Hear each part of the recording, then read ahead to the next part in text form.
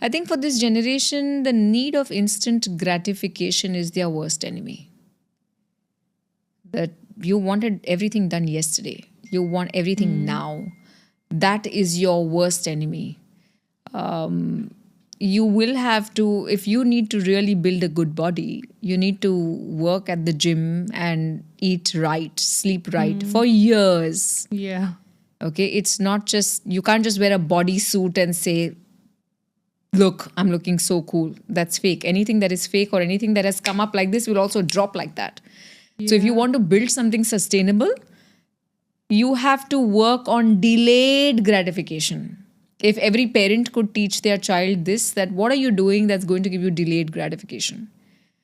Like, what are you working on today that's going to give you results in 90 days? And every single day you map yourself and say, okay, I'm working towards that. That's going to come up after 90 days. That is something we desperately, desperately need to be trained from. Plus, this generation is, they're living in a space where their attention span is 15 seconds. It's just 15 seconds. So they're not able to enjoy life fully because they're not present fully. Imagine that if you are reading a book and every 30 seconds someone comes and taps on your shoulder and you have to go somewhere, you start reading again, every 30 seconds tap on your shoulder, you go somewhere, you come back. Are you really going to enjoy that book? No. You can't, because you're not immersed in it. Okay, there's just like, oh yeah, I read that. Yeah, what was that about, bro? It was boring.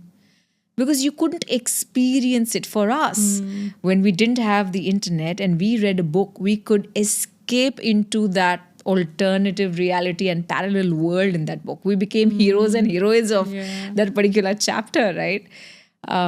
They don't have that advantage. So it's a lost skill. I remember going to Vipassana, which is an intensive meditative practice where 10 days you're just meditating. There's no distraction. There's no people, no communication, no reading, writing, no talking, nothing. And it took me 6 days just to be able to sit still for 20 minutes without moving. 6 days. It was difficult. And I realized how restless my body was and how easily I got bored. Mentally, I was prepared that, yes, I'm going to do this for 10 days. By the second day, I'm like, okay, yeah, I understood this concept. Now what next? Yeah.